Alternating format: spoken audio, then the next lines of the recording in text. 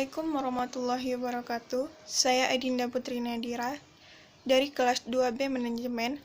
Saya akan menjelaskan memahami negara konstitusi dan warga negara. Hubungan antar lembaga-lembaga negara berdasarkan UUD 1945. Setelah perubahan UUD 1945, maka hubungan antar lembaga-lembaga negara dalam sistem ketatanegaraan Indonesia mengalami perubahan sebagai berikut. 1. Hubungan antara MPR dan Presiden. MPR sebagai pemegang kekuasaan tinggi sebagai wakil rakyat sesuai dengan UUD 1945, di samping DPR dan Presiden. Hal ini berdasarkan ketentuan dalam UUD 1945 bahwa baik Presiden maupun MPR dipilih langsung oleh rakyat. Berbeda dengan kekuasaan MPR. Menurut UUD 1945, sebelum dilakukan perubahan UUD 1945 yang memiliki kekuasaan tertinggi dan mengikat serta memberhentikan Presiden dan Wakil Presiden. Sesuai dengan ketentuan UUD 1945, hasil perubahan, maka Presiden dapat diberhentikan sebelum jabatannya, baik karena pemerintahannya sendiri atau karena tidak dapat melakukan kewajiban maupun diberhentikan oleh MPR.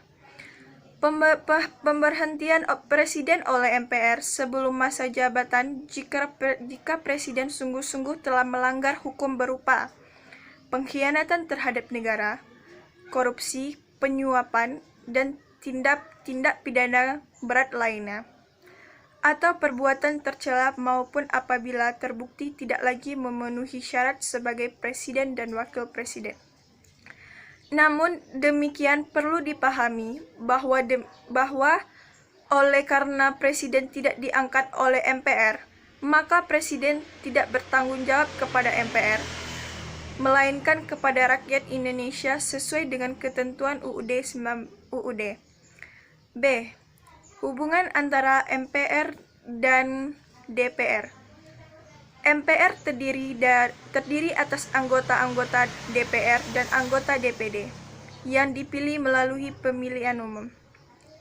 Dengan demikian, seluruh anggota MPR menurut UUD 1945 dipilih melalui pemilihan umum.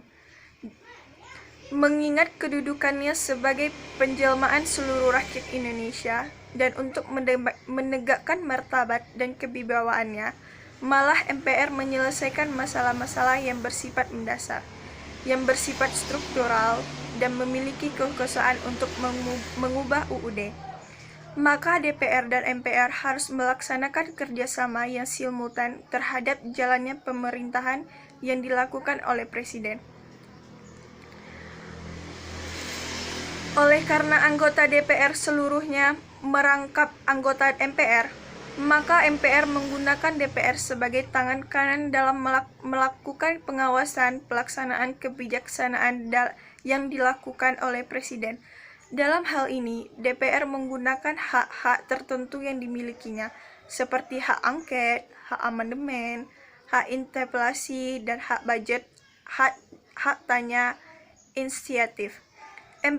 MPR mempunyai tugas yang sangat luas. Melalui wewenang DPR, MPR mengemukakan pembuatan UUD serta peraturan lainnya agar sesuai dengan UUD 1945. Melalui wewenang DPR, MPR juga menilai dan mengawasi wewenang dan lembaga-lembaga lain.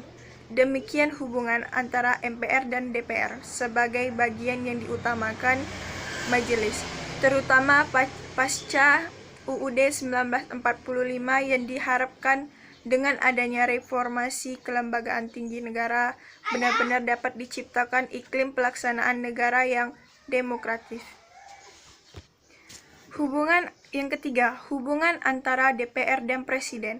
DPR dan Presiden sebagai sesama lembaga dan sesama anggota Badan Legislatif bersama-sama mempunyai tugas antara lain membuat undang-undang dan menetapkan undang-undang tentang anggaran pendapatan dan belanja negara.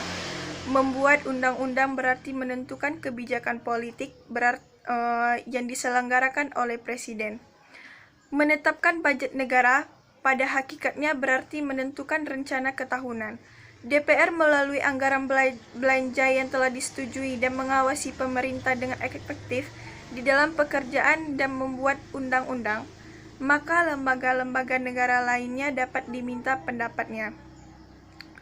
Sesudah DPR bersama Presiden menetapkan undang-undang dan rencana anggaran pemerintahan atau rencana anggaran biaya negara, maka di dalam pelaksanaannya DPR berfungsi sebagai pengawasan terhadap Presiden. Ialah suatu konsekuensi yang wajar atau logis, yang pada hakikatnya mengandung arti bahwa Presiden bertanggung jawab kepada DPR dalam arti partnership.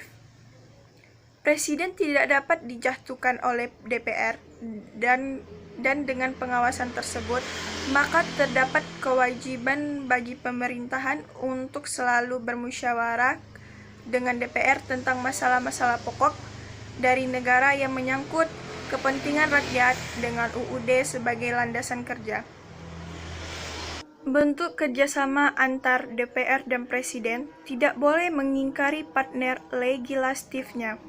Presiden harus memerhatikan, mendengarkan, berkonsultasi dalam banyak hal, memberikan keterangan-keterangan, serta laporan-laporan kepada DPR, dan meminta pendapatnya. Untuk pengawasan tersebut, DPR mempunyai wewenang sebagai berikut. Menurut UUD 1945, hak budget, yaitu hak untuk menyusun rencana anggaran pendapatan dan belanja negara. 2. Hak inisiatif, yaitu hak untuk mengusulkan rencana undang-undang. 2. Menurut UUD 1945, hasil perubahan. 1. Hak amandemen atau mengadakan perubahan. 2. Hak interpelasi atau meminta keterangan. 3. Hak bertanya. 4. Hak angket atau hak untuk mengadakan suatu penyelidikan. Dengan adanya wewenang DPR tersebut, sepanjang tahun terjadi musyawarah yang diatur antara pemerintah dan DPR mempunyai kesempatan untuk mengemukakan pendapat rakyat secara kritis terhadap kebijaksanaan dan politik pemerintahan. Kritik-kritik itu dapat dilanjutkan dan dibahas oleh surat-surat kabar sebagai pembawa syurat masyarakat yang langsung, sehingga terjadilah suatu social control yang baik terhadap pemerintah khususnya dan terhadap lembaga-lembaga negara lain pada umumnya. Hubungan antara Presiden dan Menteri-Menteri. Presiden mengangkat dan memberhentikan menteri-menteri negara, dan menteri-menteri itu formal tidak bertanggung jawab kepada DPR, melainkan kepada Presiden. Karena menteri-menteri adalah membantu Presiden. Meskipun kedudukan para menteri negara tergantung kepada Presiden, tetapi menteri-menteri tersebut bukan pegawai tinggi biasa. Oleh karena itu, menteri-menteri lah yang terutama menjalankan pemerintahan dalam praktiknya. Sebagai pemimpin kementerian, yang mengetahui seluk-beluk mengenai lingkungan pekerjaannya. Berhubungan dengan itu, menteri mempunyai pengaruh besar terhadap Presiden dalam menentukan politik negara yang menyangkut kementeriannya. Memang yang dimaksud bahwa para menteri itu pemimpin-pemimpin negara untuk menetapkan politik pemerintah dan koordinasi dalam pemerintahan negara.